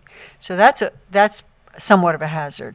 The other issue, again, with the roads, this is on 58, so I don't know what you have to do with that, but especially in front of the Harley-Davidson, nobody clears the grass or the sand. Now, there are a couple of people who have wheelchairs and walk from Millbrook, et cetera, and they try to get along there. They have to go over that sand, over that grass. I'm concerned about that becoming an issue where they don't maintain their sidewalks. I don't know who's in charge of that. Can I just make a recommendation to you? So, as a liaison to the Traffic Safety Committee, so generally we kind of, address roadside hazards, requests, stop sign speed, all those types of things. So even drainage is often a concern, but it's a good opportunity. Our next meeting is on December 5th.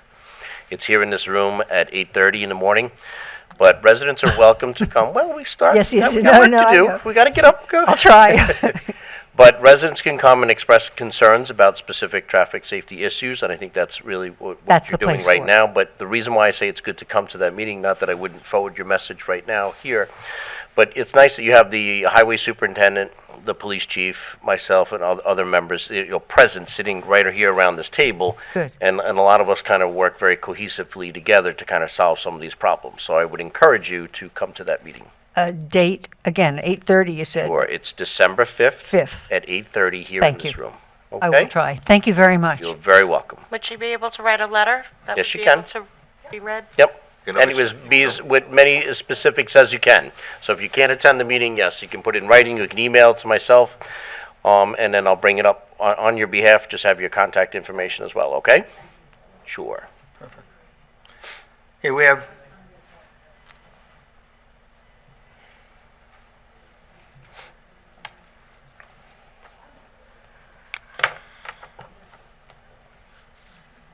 Buenas, ¿qué tal? ¿Cómo están? ¿Cómo Yeah. Eso. That's awesome. Hey, how's it going? My name is Rosario Rodriguez. I am a constituent here in Riverhead. This is my first time being here. So, hi everybody. Well, I'm not really educated on how town hall or town board works. No tengo mucho conocimiento sobre este tema de town hall o de cómo trabaja este procedimiento. But I was just wondering for my Latino community, could you guys explain? I'm not sure if this is the correct forum or placement in the agenda that you're supposed to do this, but I didn't know where else, and I'm sorry for taking your guys' time. I'm sure you want to go home. But we have a large Latino population, so I thought it was really important, especially for people like myself that we don't know, we may not know, we would like to know. So that's all. That was all my questions. Well, thank you for coming down. The way we run a town board meeting, just in a nutshell, is, as you saw tonight, if we have public hearings scheduled, we go through those, we give the public an opportunity to talk on those. Then we go to our resolutions, and we give the public an opportunity to speak on the resolutions. And then after we're done with the resolutions and we vote on them, we open it again like we are right now. We open it up to anything. So if anybody wants to come and talk about something at a town board meeting that's not on our actual resolution list, they can come more towards the end of the meeting, and that's when we take conversations about anything. So that's kind of how we run the meeting. But we will, if you have any questions or anything at all, do not hesitate to reach out to us. Thank you. I'm just going to translate just in case there's someone Go out ahead. there that's watching.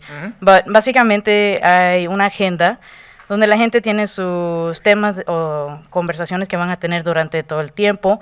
Normalmente abren el piso o el camino para la gente que quieren preguntar o tienen dudas o algo, pueden preguntar en el fin de la agenda que tienen, bueno, ellos aquí en su papel. But yeah, okay, cool. Thank you so much for your time. To let you know that this board has been discussing about the Latino community that is present here in the town of Riverhead, and we are working on different ways to make it easier and more accessible for you to obtain information in Spanish. We're working on a new website that is also going to be able to be interpreted in several different languages. So we're really gearing everything up to make everyone feel included. Thank you so much, and we take that. I don't, I'm only speaking for myself, but I'm sure, a lot of people's parents, like my parents, that there's a language barrier. We used to have to get our passports all the way in New York City, and I used to be a resident of Greenport, and now Riverhead. So now we have it's either an embassy or consulate here right in Riverhead. So that's how much the Latino community actually has grown in the past, I would say, 20 years since I've been here on the East End. So I really appreciate the time for you guys, responding. Sorry, we also have Yes, an sir. anti-bias task force. Yeah. Which is, right, and I think it would be great if you came to the next meeting, which is actually a month from last night, and it's at 5:30 at Town Hall. In this room? Yes. Okay. All right. I mean, I think they would love to meet you, and there's a variety of people from all over the place, but I think you would be good. Thank And you for also the pay suggestion. attention to our job openings. We're expanding, we realize that we need to have verbal communication here, in Town Hall and the police department. So, you might want to check that out as well for when we do have positions open. Is that where you also have volunteer stuff? Well, no, we have volunteer stuff, but also what the councilwoman is saying that, we have job openings for bilingual speaking people, and I don't think enough Hispanics take the civil service test. Oh yeah, that exists. Yeah. And I think that's really important. So. Awesome. Because we have a great large population of Hispanic people, so. Yes. Also, I just want to mention, on Thursday night, you were making mention of a consulate here. The Guatemala Chamber of Commerce is having an event at Atlantis. I actually think I'll be attending that as And well. I will be too. I'll see you there. Oh, okay. I'll see you guys there again. Okay. Awesome. Thank you so much You're for responding. Really appreciate it. Thanks, Thank guys. you. Okay, we have one online.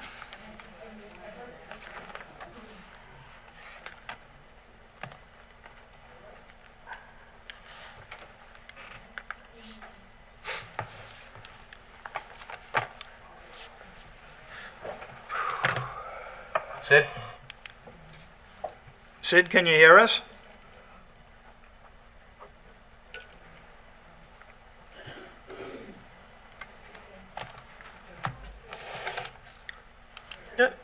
Can you hear us, Sid? There he is.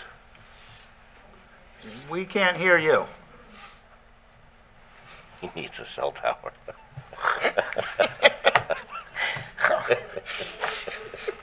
That's pretty funny. You look good, Sid, we just can't hear you. Sid, can you hear us? Sid, nod your head if you can hear us.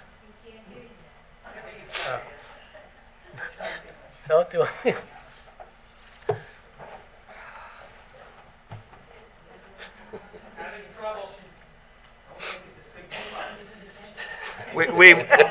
He's in Wading River. It's a signal problem. It's a little, He little said humorous. it's a Sid problem. It's signal Sid problem.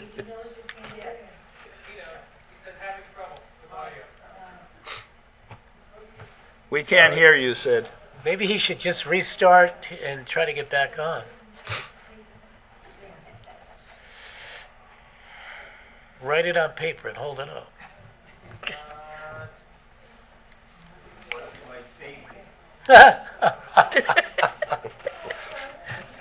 Sid has a fan club here. I love Should it. we come back to him and let?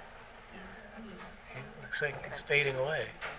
All right, if you can, Chip, if you can communicate with him, we're going to do the CDA meeting real quick because I think that's very short. And if he can hang on, we'll take him after that.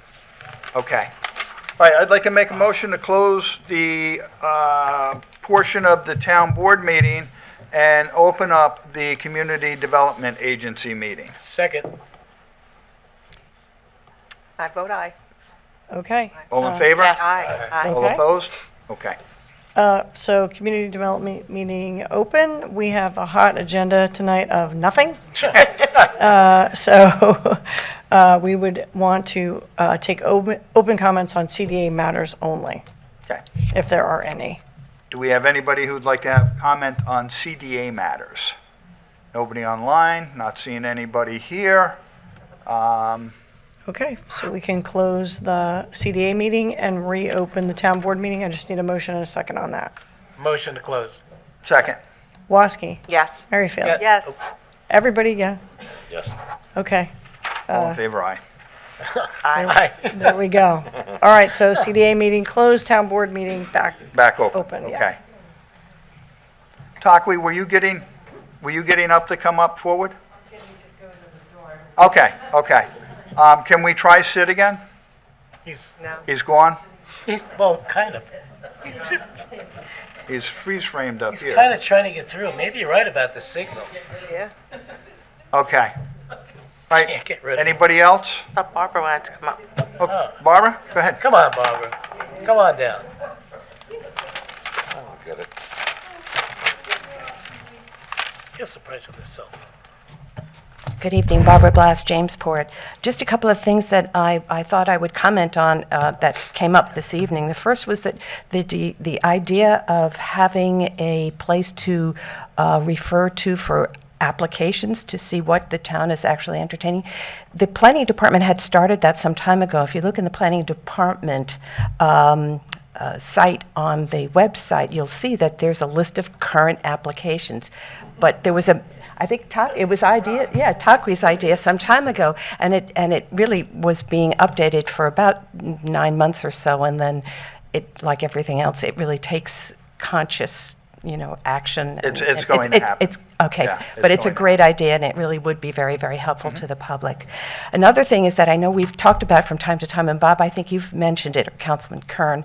How did the FAR in the industrial zone ever get to be 40 when the comp plan recommended it at 20? The answer came this evening. It was supposed to be 40 with development rights.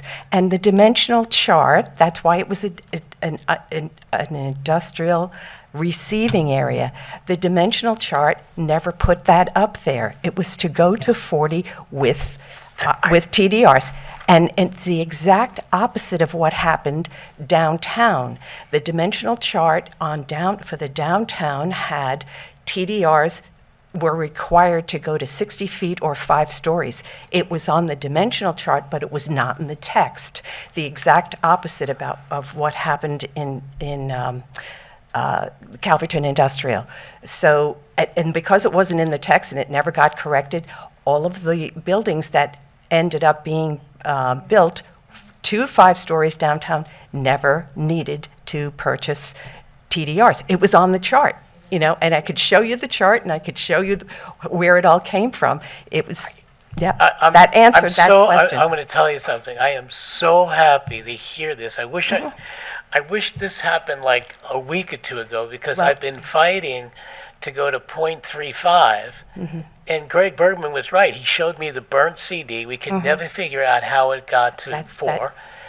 Now you've solved the mystery. That was the reason. Thank you very You're much. welcome. No, I really appreciate Barbara, that. thank you. This You're is all welcome. that I've been hearing. Oh, that's We can not put fair. that one to rest. I appreciate that a lot. You're very welcome.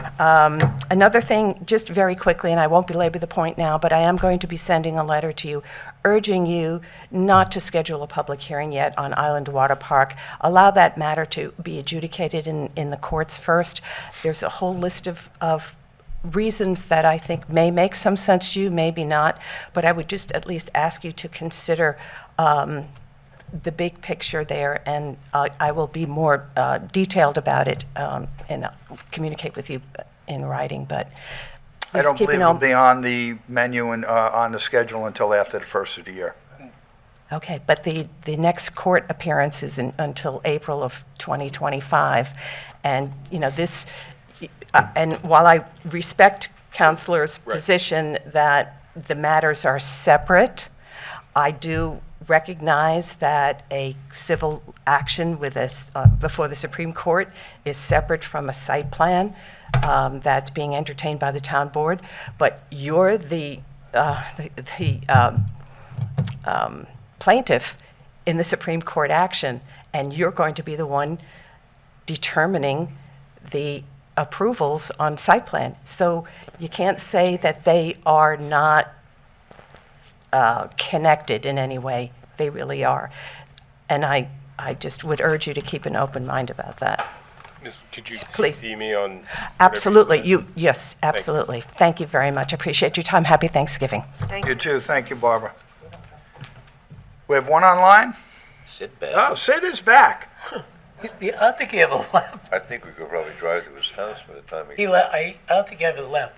I'm back. Ah, we can hear you, Sid. Go, Sid.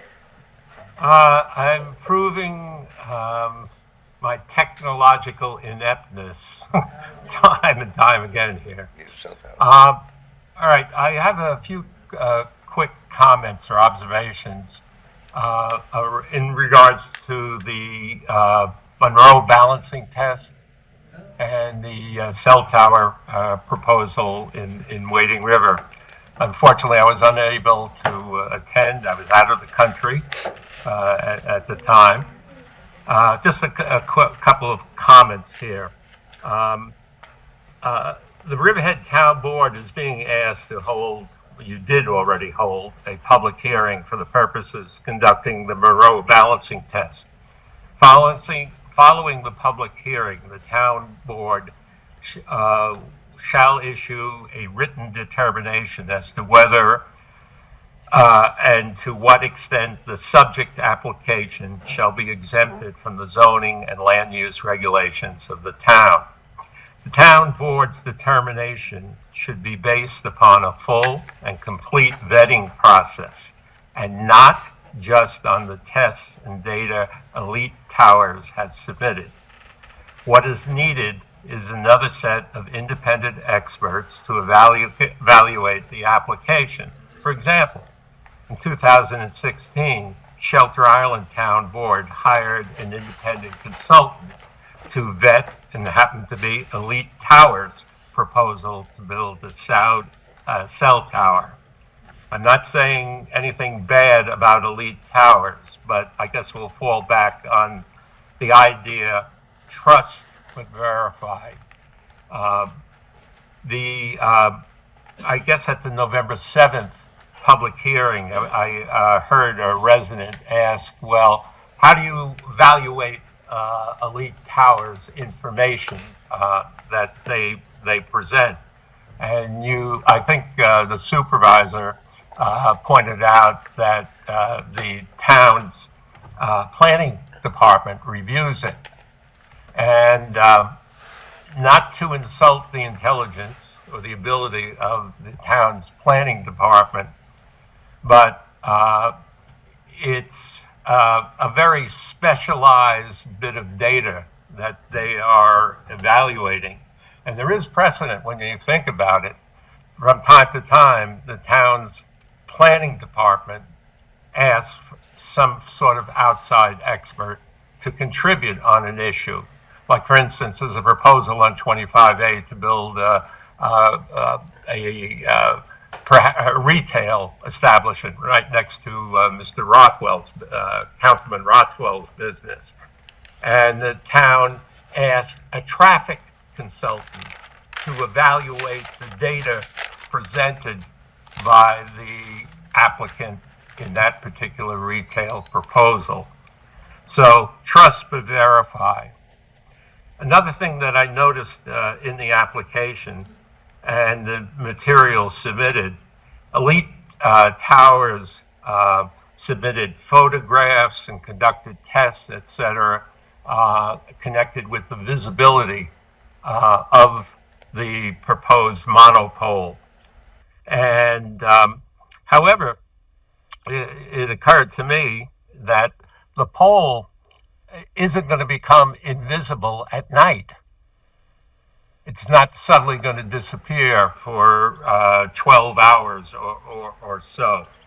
And so you have the issue that is barely touched upon in the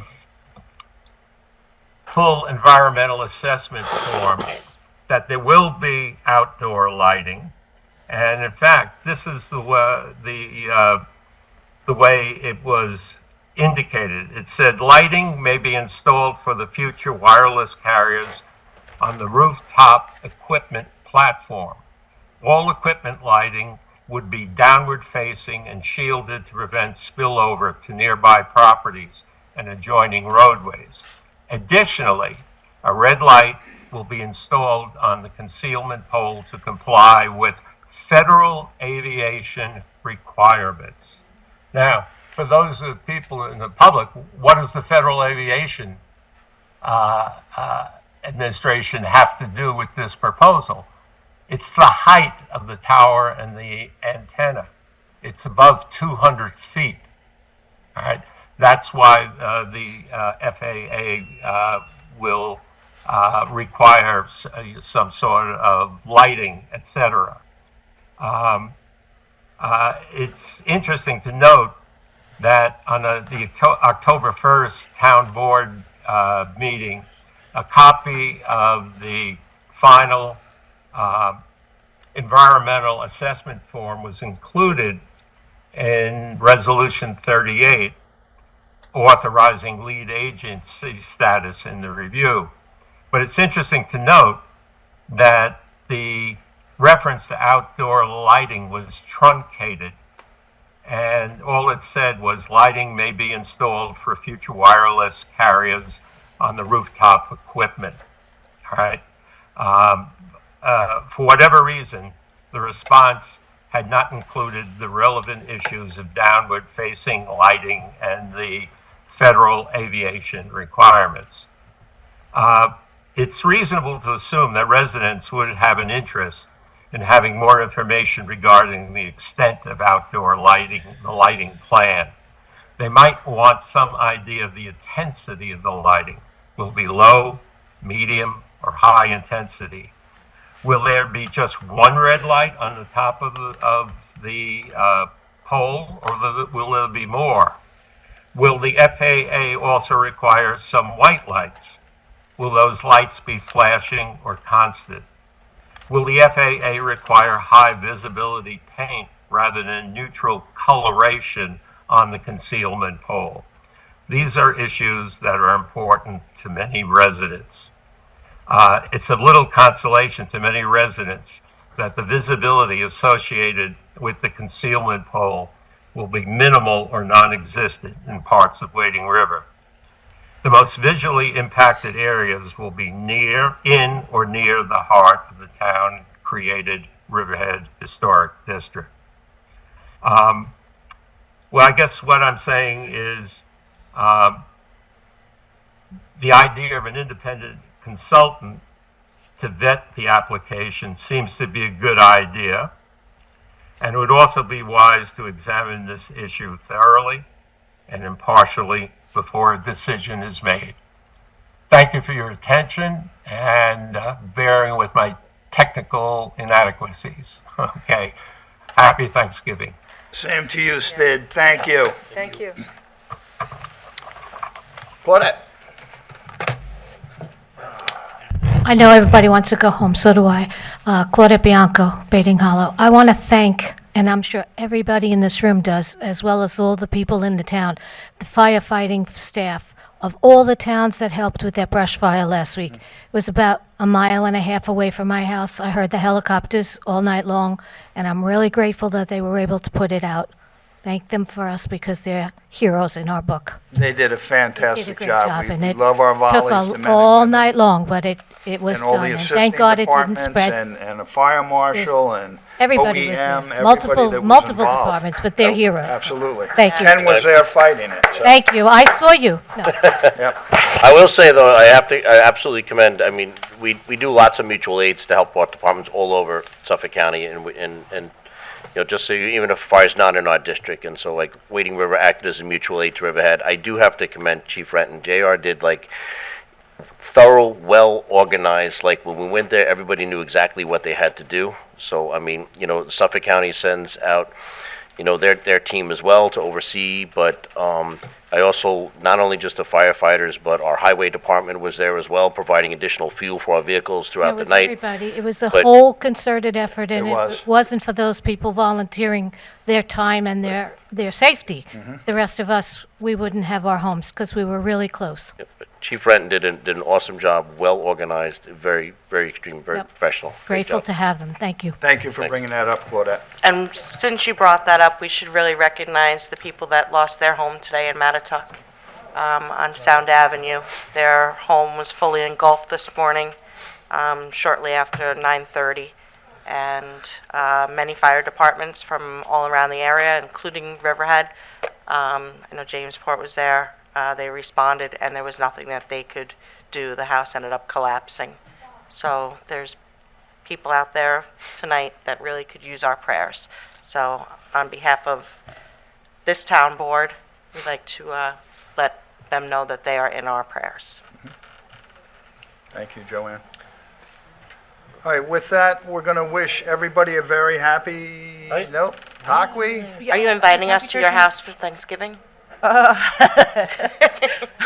I was just inspired to remember what Bob Kern had mentioned to us, or saw it on social media when there's a fire in West Hampton Beach. One of the historic wood frame buildings were just destroyed. I grew up there. My childhood is from West Hampton Beach, and it was a friend's store, and I just remember it from the 60s and the 70s and then the 80s and Bob said, hey, here's a good, right? You wrote on social media, this is a good time. Thought that was you. So this is a good time, since we're heading into the Christmas season, to start looking at and sorting out when your children have toys that they're not using or clothes that they're not using, and parents go to buy children a lot of things, that you go and look at those things and look to see if we can help folks in situations like you just mentioned of the folks in Mattatuck. Just inspire you, if you're listening right now, go ahead and act on that tonight and put it in a bag and see how we can get it to them.